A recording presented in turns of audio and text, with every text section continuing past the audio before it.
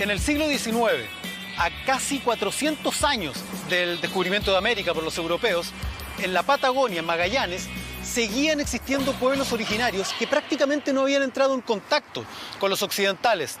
Vivían una edad de piedra y un estado un tanto idílico, en equilibrio con su entorno durante más de 3.000 años.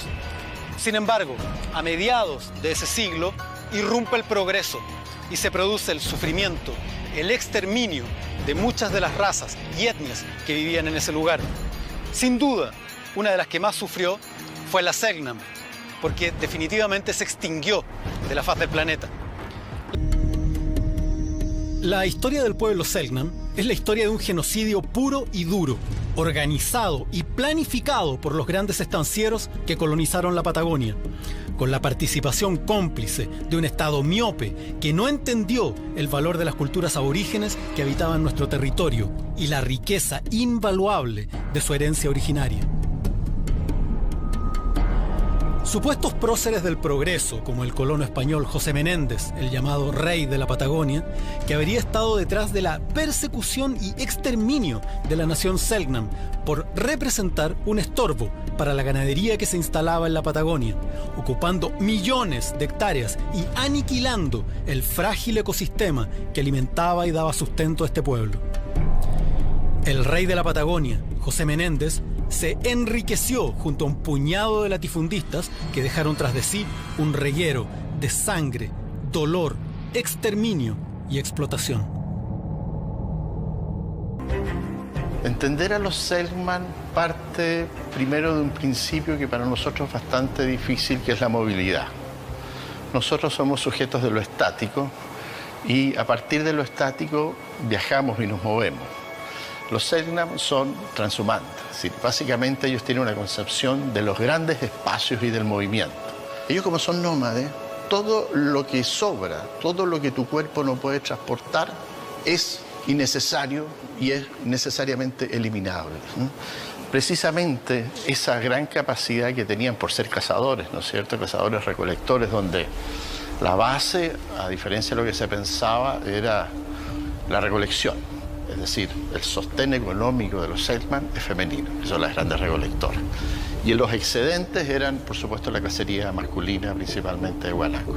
Ellos, para poder cubrir sus necesidades alimentarias, ocupan una extensión enorme.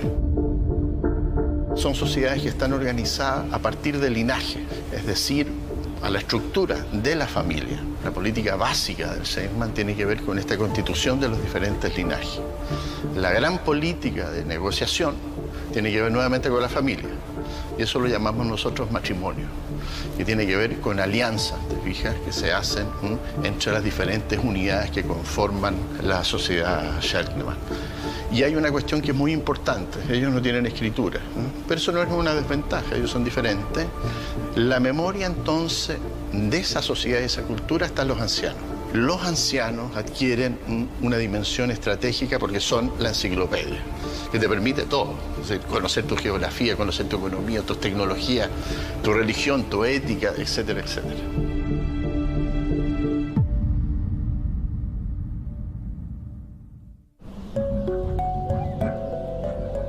A mediados del siglo XIX, Tierra del Fuego vivía sin contacto con Occidente, invariable y paradisíaca desde hacía miles de años. De pronto, llegan chilenos y extranjeros en masa, se instala la industria ballenera, el paseo de barcos por el estrecho es intenso, se levantan factorías y frigoríficos, y en poco tiempo los indígenas ven estupefactos cómo pasan de la edad de piedra a la revolución industrial en solo 50 años. Tierra del Fuego se llena de millones de ovejas y los Selknam ven desplazado al guanaco, su fuente de carne, cuero y tendones. Inocentemente, vuelven sus ojos hacia las ovejas, el guanaco blanco, como lo llamaron. Lo siguiente que vieron fueron bandas de hombres armados que los rodeaban y mataban a tiros en su propia tierra. Caían al suelo, mirando al cielo, sin entender nada. Primero fue la fiebre del oro, que alrededor de 1875, que se descubrió que había oro en Tierra del Fuego, empezaron a llegar todo tipo de inmigrantes, que se corrió la voz en Europa que había oro en Tierra del Fuego, Llegaron algunos con ganas de trabajar, con ganas de hacer fortuna, pero llegó un montón de facinerosos también, de malacatosos, que no les importaba nada arrasar con lo que fuera, y arrasaron con los indígenas. Había un rumano famoso que fue Popper, que todos conocemos la historia de él, en Tierra del Fuego, estableció un verdadero imperio. Tenía hasta milicia, acuñaba moneda, tenía reglamentos, leyes, y lógicamente los onas, que lo único que querían era acercarse a comer, eran repelidos en forma a veces brutal. Después llegaron los ganaderos, del momento que trajeron experimentalmente las ovejas a la isla Magdalena, alrededor de 200 ovejas, y se dieron cuenta que sí se podía criar ovejas. Ahí vieron la posibilidad de lograr tierras, estas inmensas extensiones de tierra, y obviamente los indígenas, especialmente en los Selknam, no comprendían esto de la propiedad privada, y que las ovejas no podían, ellos cazaban guanacos y nadie les decía nada. Entonces, ¿por qué no podían cazar ovejas, que eran más fáciles de cazar y seguramente más sabrosas? Consiste en que los estados entregan terrenos que desconocen a compañías que emprenden el riesgo de conquistar tierras ocupadas por salvajes en sus propias denominaciones. A partir de 1890 empieza a funcionar la estancia Gente Grande de capitales alemanes. Luego se instalan otras 3 compañías de capitales británicos. Lo que existe en la Tierra del Fuego es simplemente el desembarco de miles y miles y miles de ovejas, y con ellos un par de cientos de trabajadores, fundamentalmente británicos.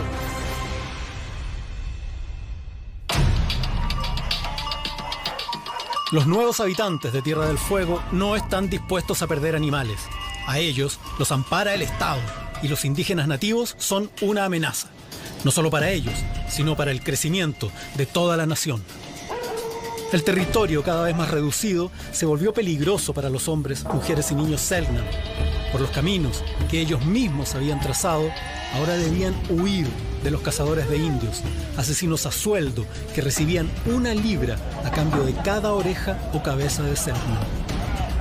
Pero también hubo asesinatos masivos. Una ballena envenenada fue una de las estrategias más exitosas para acelerar el genocidio.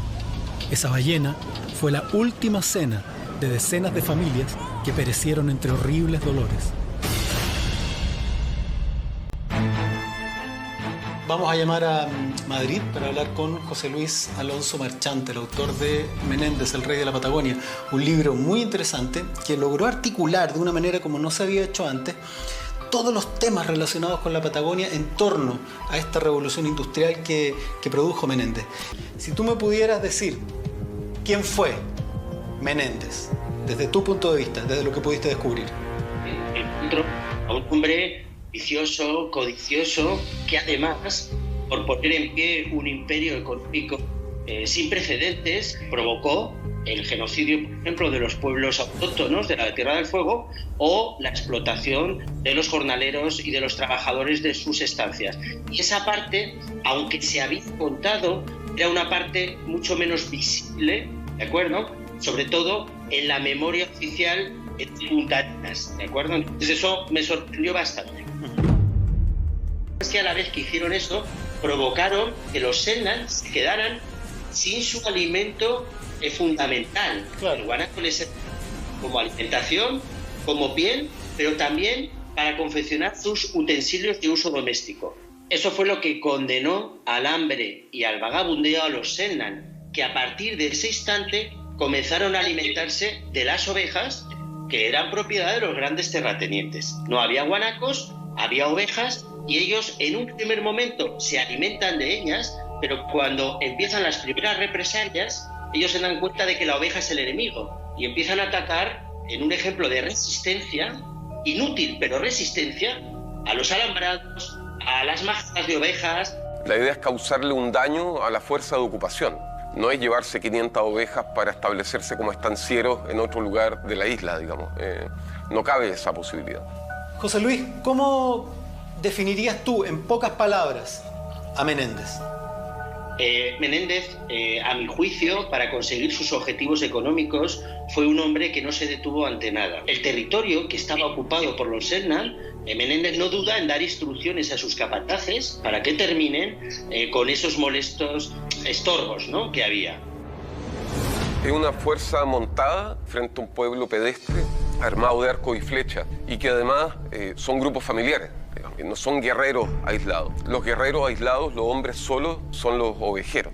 Entonces las expediciones de cacerías de Selknam se organizan en las estancias y no es una fuerza particular, digamos. Hay algunos cazadores especializados, digamos, son asesinos a sueldo profesionales.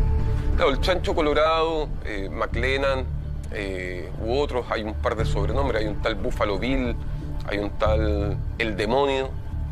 Son asesinos a sueldo, contratados por la estancia, pero ese es un caso muy extraño.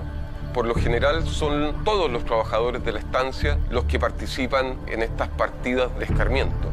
De lo que se trata es de castigar un pueblo, que es una de las prácticas más comunes o que definen un genocidio. Matan a los hombres, capturan a las mujeres, capturan a los niños, los trasladan a la estancia, en ocasiones se reparten entre los estancieros algún niño, alguna niña, de preferencia. Los sobrevivientes de este proceso son trasladados a las misiones de los salesianos y las estancias les pagan 1 libra esterlina por cabeza de indio puesto en la misión. Y después llegaron los salesianos que ofrecieron llevárselos a Dawson y bueno, ya hagámoslo, y empezaron a llevar los indígenas a Dawson, pero hacían unas verdaderas batidas cazando indígenas, en los cuales los hombres se defendían, por lo cual la mayoría de ellos eran muertos, y era más fácil cazar mujeres y niños. Por eso la gran cantidad de niños que había en Dawson. Y a veces llevaban solamente niños, los arrancaban de su familia y los llevaban para allá, porque eran más fácilmente civilizables y evangelizables.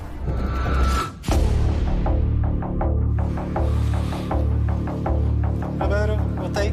Vamos a mirar un expediente. Ya va.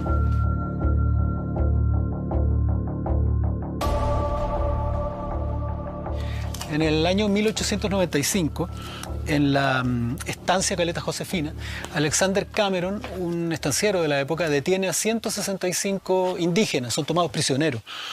Ellos deberían ser llevados, por el acuerdo que existía en la época, a la reducción que había en Isla Dawson de los salesianos.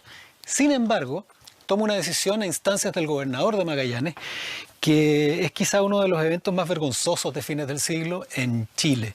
Lleva a los indígenas a Punta Arenas y realiza una repartición entre la población más pudiente. Son repartidos los indígenas para el servicio doméstico, son separadas familias, niños, padres puestos en aserraderos, otros en las cocinas de la ciudad. Esto que puede ser interpretado como un acto de buena voluntad del gobernador para quizás ayudar a la población de Magallanes o a los propios indígenas, es tomado también como una forma de esclavitud moderna.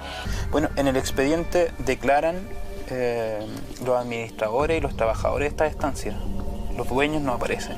Que es efectivo que en diciembre último, estando el declarante y el señor Daniel Ramírez en Bahía Inútil, inventariando las existencias de esa estancia, tuvo conocimiento el declarante de 2 empleados de las haciendas.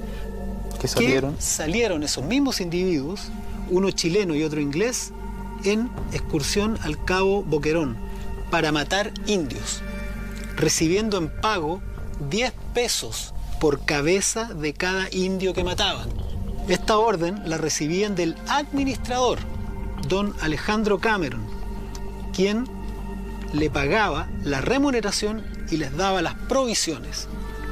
Le dijeron también que tenían orden de matar los machos y traer las hembras y los muchachos.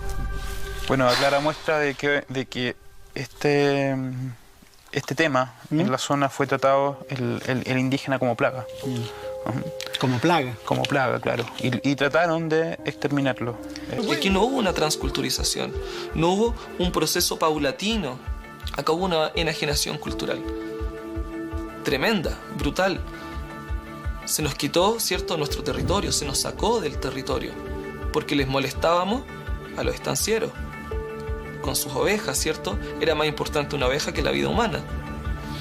Se nos prohibió el idioma. Los que nos acogieron, ¿cierto?, fueron los misioneros salesianos. Con su mente católica, ¿cierto?, eurocéntrica de la época, que decían, bueno, pobres almas infelices, que no sigan sus tradiciones, que no sigan haciendo estos ritos paganos. Nuestro modo de pensar no era correcto, era malo. Los Selknam sobrevivientes eran conducidos a la fuerza a las misiones salesianas, donde los ponían a trabajar en aserraderos o a aprender labores domésticas. Eran obligados a aprender castellano y a convertirse en católicos. Allí fueron muriendo, primero culturalmente y luego físicamente. Hombres, mujeres y niños de rostros tristes debían vestirse con ropas occidentales de segunda mano que traían gérmenes y enfermedades desconocidas a las que no estaban acostumbrados. Esto, sumado al mal vivir en galpones húmedos donde dormían hacinados, provocó una mortandad aterradora. A solo 20 años de iniciada la misión, hubo que cerrarlas, porque la isla se había convertido solo en un cementerio lleno de cruces. Cuando tú dices hubo un intento de genocidio o se diezmó, ¿cuáles fueron las herramientas que utilizaron los estancieros, los grandes terratenientes de la Patagonia para conseguir este objetivo? Pues es cuando surge la idea de las misiones, que en realidad eran una especie de campos de concentración, ¿de acuerdo? Donde se condujo a la fuerza a toda la población Selknam que estaba en la zona donde estaban los grandes terratenientes, ¿no? Los salesianos llegan porque parte de su mandato es llevar la palabra de la verdadera religión a los confines del mundo, y aparece la Tierra del Fuego en los sueños de Don Bosco, digamos. Y surge en un contexto en el cual el Estado de Chile en particular y luego el argentino entregan, digamos, terrenos para instalar estas misiones y producir una reducción de indios. La idea de los salesianos no era exterminar a los Selknam. Para esa época, finales del siglo XIX, ya se sabía perfectamente que cuando a un pueblo autóctono le cambiabas los hábitos, le volvías sedentario, le vestías ropa, eso provocaba su muerte acelerada. Y de hecho, tenemos registros, y además casi todos los que fueron llevados allí, en su mayoría al principio, eran mujeres y niños, porque los Selknam jóvenes trataban de defender a sus familias y por lo tanto eran ultimados por los cazadores de indios. Hay muy pocos sobrevivientes de Isla Dawson y el confinamiento lleva a la muerte, lleva a una muerte muy rápida, por las condiciones de hacinamiento, por el cambio en la dieta, por la tristeza radical. Y hay testimonios salesianos que apuntan a eso, digamos, a morir de pena, pero que es brutal, digamos, la misión es un espacio brutal. Todos los que llegan tienen que saber que van a morir al poco tiempo. Hay una cuestión con Menéndez. Él provocó todos estos problemas, reprimió obreros, estuvo involucrado en el genocidio de toda una etnia, pero él generó desarrollo en la zona de la Patagonia. ¿Cómo enfrentas tú o cómo enfrentaste tú ese raciocinio? Es una parte muy interesante porque el desarrollo económico de esa extensa región podía haber sido de otra manera a como fue en realidad. Es decir, que Menéndez, Brown y el puñado de grandes terratenientes que poseían millones y millones de hectáreas, en realidad lo que hicieron fue impedir otro tipo de desarrollo. Y en realidad lo que hizo Menéndez fue hipotecar el futuro de la región para nada dio trabajo. Por ejemplo, el trabajo de las estancias era un trabajo con peones golondrinas que se llamaban, los subían en barcos en Chiloé, los llevaban a las faenas de esquila y luego los volvían otra vez a Chiloé, no les permitían quedarse en el lugar, con lo cual hubo despoblación, acaparamiento y por supuesto no hubo un desarrollo económico para nada óptimo de la región. Y aquí tenemos el ejemplo. Obviamente no toda esta gente trabajaba con ellos, pero no había un progreso tan evidente, aparte de ciertos lujos, algunos edificios que son más o menos monumentales, la gobernación, este mismo cementerio, el pórtico fue donado por Sarah Brown, pero evidentemente no hubo lo que se llama el chorreo hacia las clases más populares.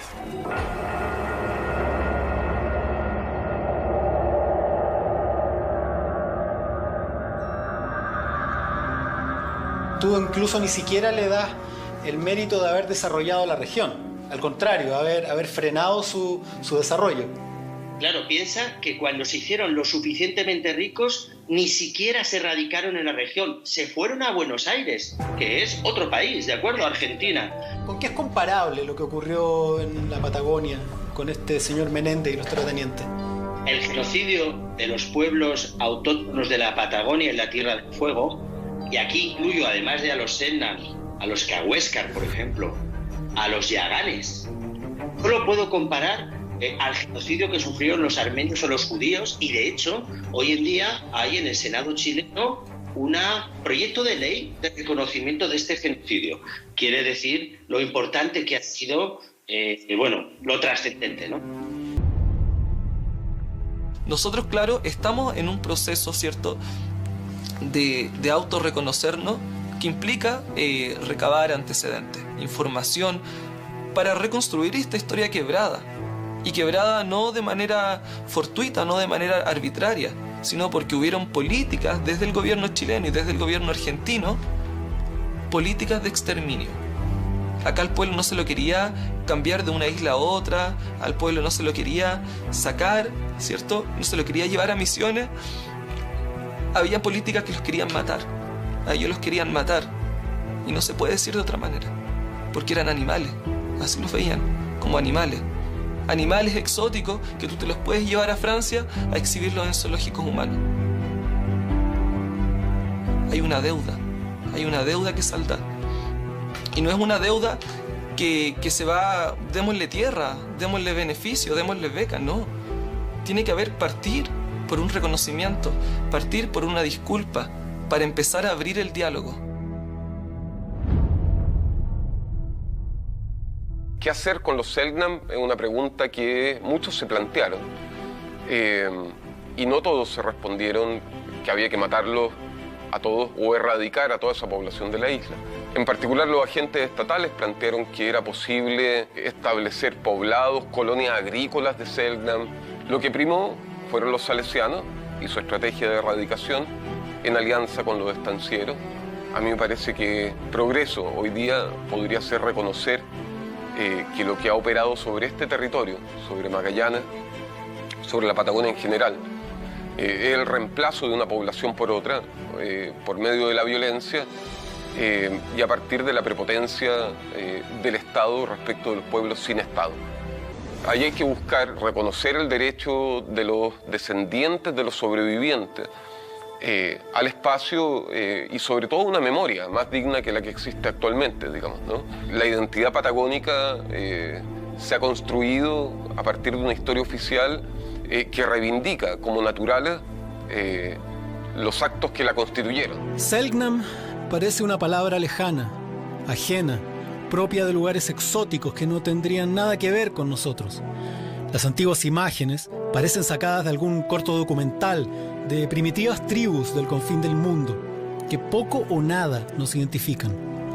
Pero cuando nos damos cuenta que estamos hablando de hombres, mujeres y niños, de personas que habitaban nuestro territorio y que fueron condenadas a la miseria, el hambre y el exterminio en nombre del progreso y la civilización, tomamos conciencia de que esto es la desaparición de una parte importante de nuestra historia a manos de colonos extranjeros.